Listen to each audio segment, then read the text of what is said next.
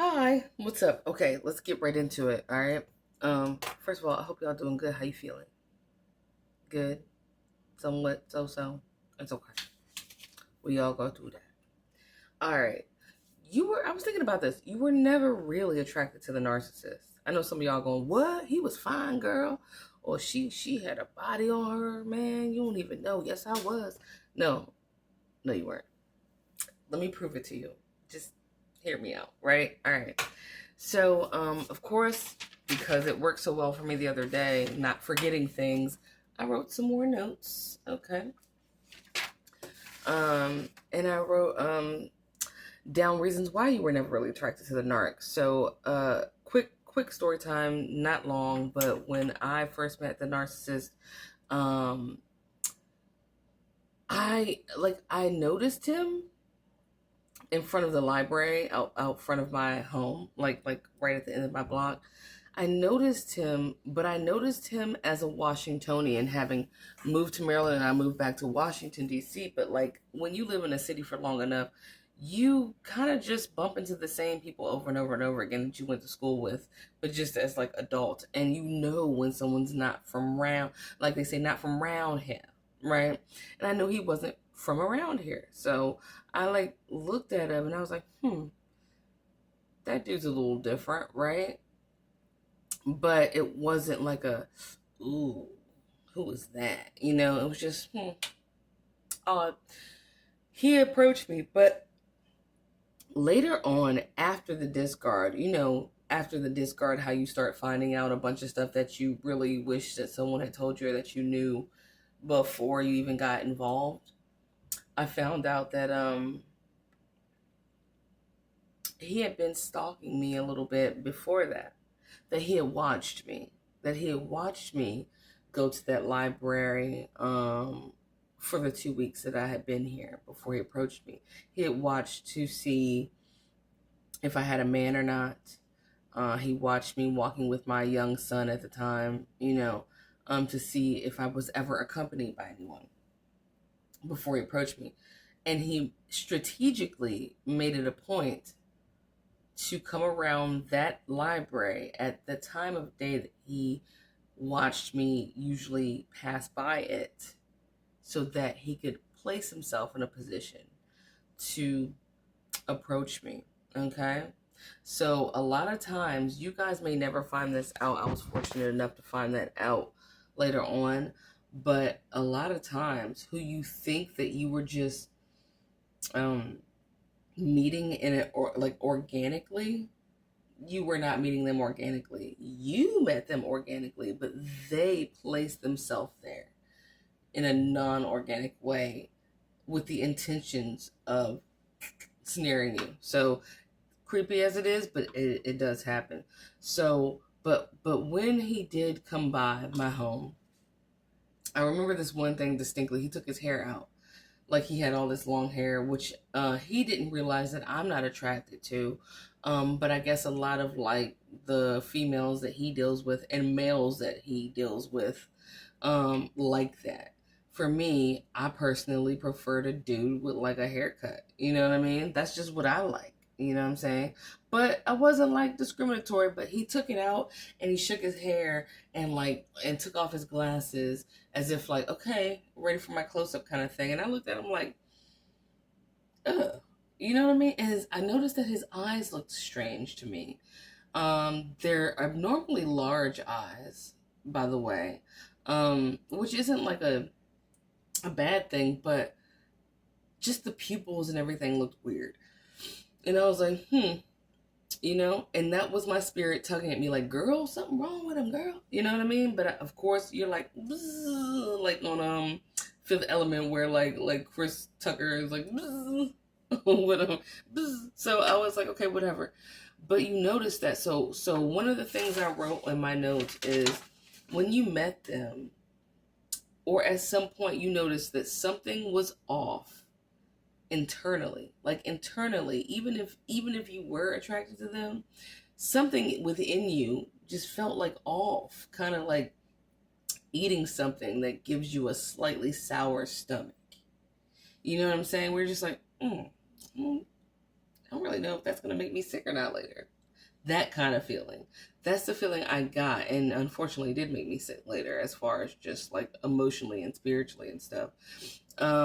So I put that the narcissist forged, again, I'm looking at my notes, forged an attraction, forged, so faked one, forced it, forged an attraction through continuous contact. So like with what happened to me personally was, the more that I spent time with this individual, the more that, and this is before sexual contact, it's just the more that I spent time with him, the more that I was being convinced on like a lower level energy field that I was actually attracted to him when I really wasn't.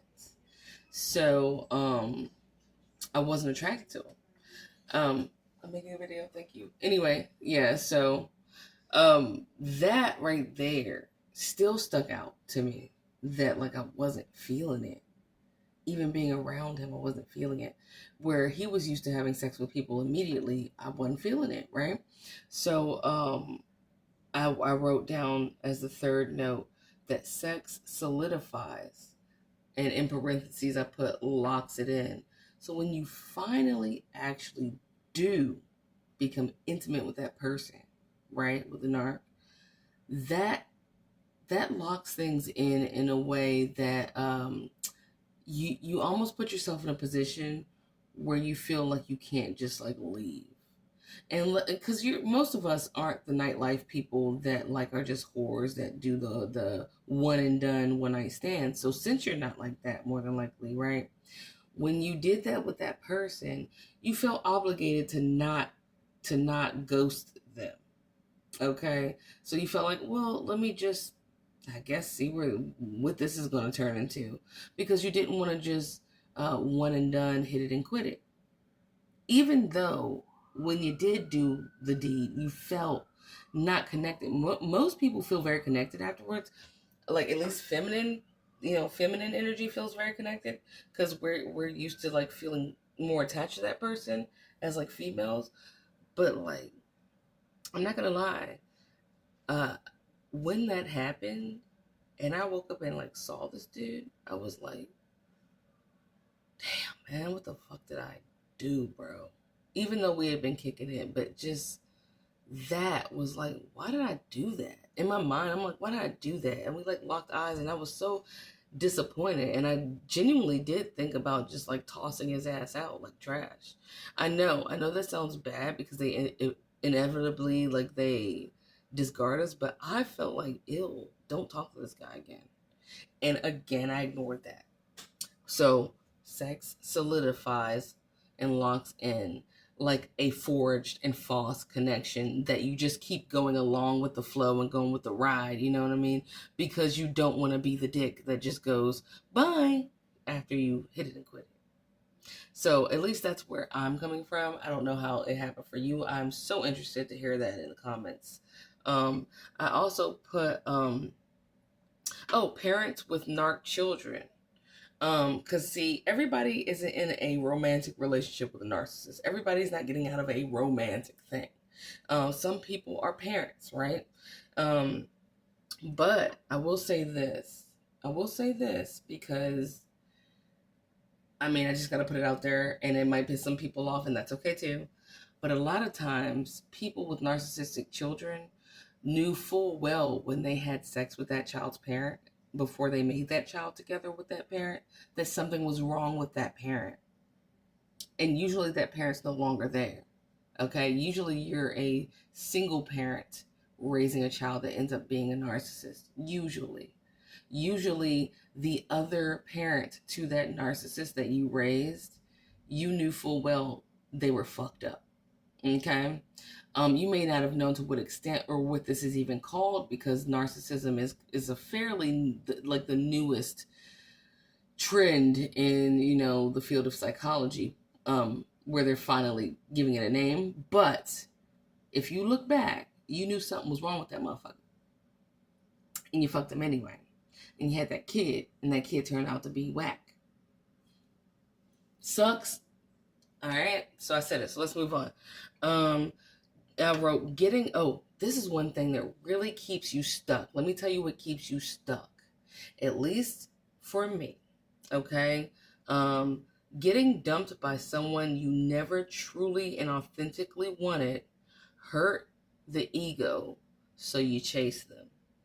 Let me say it again. Getting dumped by someone that you know inside of your soul that you never authentically wanted hurt your ego, so you chase them. It's kind of like the hot girl or the sexy guy that ends up with the nerd that pursued them, that they didn't initially want, but they ended up sleeping with the nerd anyway and going along with the flow. And then the nerd, I'm saying nerd, but nerds are pretty cool. I'm just saying the person that they didn't normally want, you know what I'm saying, then abandons them and discards them.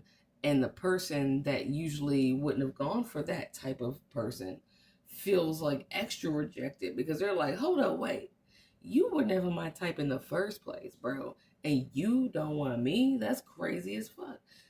I got to see what happens with this. Like, I'm not going to just let you just like leave. I got to chase you. And narcissists know that. They know that you were out of their league. They know that you're out of their league. So that's why it's an extra burn, which they know that it's an extra burn when they roll out on you, because they know that you're not used to dealing with someone that's less than like them, for real. For real. And so the fact that you even like dealt with that shit, they're like, yeah, it's going to really hurt when I leave you, because number one, they're usually a bum. They usually are like some kind of bum ass bitch or dude. You know what I'm saying? They usually ended up quitting jobs or not holding one down or whatever. They usually are just gross as shit. They have bad hygiene, or they have horrific cleanliness as far as the home. They don't contribute to shit. They're nasty verbally, emotionally, spiritually, all that shit. If you have kids, they mean to them. You arguing all the time. There's nothing about them that you really fucking want. So, and they know that. So and they also know this. So then by them, who you don't really want, dips out on you, is going to blow your ego so hard, it's going to make you chase them just to get some answers, bro. And they love that shit because that's energy vampirism, okay? And they're going to eat that energy. Like Colin Robinson, the energy vampire from What We Do in the Shadows, if you like to watch that show, which I do. I mean, I liked it, but I don't watch it now. So that's one of the things we got to admit. They just blew our ego up. They stomped on our ego because we never really, really wanted them like that in the first place. So it hurt when someone you didn't really and never really wanted left you. So it's like, yeah, I want to know, bitch. Like, I'd be lying if I said I didn't back then. Now I don't care. You know, your absence is closure. Fuck you, I don't care. Right? I wrote that this is proof, because when you see them after going no contact, they look horrifying to you. I put hashtag wolf date. Now, I don't remember what movie this was from, but a wolf date is basically, I think that was from the movie Carrie. That was the remake of the movie Carrie. And he said she's a wolf date. And he was like, what's a wolf date? And he said, when you roll over and you realize who you're next to, and you rather not, and if your arm's around them, you rather gnaw your own arm off than to wake them up when you slide out because they're so gross. It's a wolf date. Because wolves will rather, when the wolf gets in a trap, they'll bite their own fucking ankle off to get out of the trap. That's what a wolf date is. So when you do see them after going no contact, or just no contact for like a while, that same person that you used to snuggle up to and think was the shit looks real gross, dude. I don't give a shit if they wear their hair the same, if it's hot, if it's still in the hot ass, cool ass hairstyle, or whatever the shit you convince yourself look good, they don't look good no more, dude. You're like, oh. You ever see someone after you had no contact and you're embarrassed for yourself, you're disgusted for yourself, and you're like, ugh. Like, what the fuck was I doing? What? And you realize that the whole time you had like a blanket over your whole ass like face. You had on beer goggles times like 10,000, dude. You like, there's no way that you were with that person. Are you serious? What the fuck? So yeah, anyway, I'm chiming in to tell you that that's how I feel. I'm sure somebody else out there can relate. It's a 15-minute video, so I'm gonna shut it down right now. But I love you guys, and yeah, the narcissist been a whole ass wolf that you would never attract to them. Fuck them. Bye. All right, love you. Bye.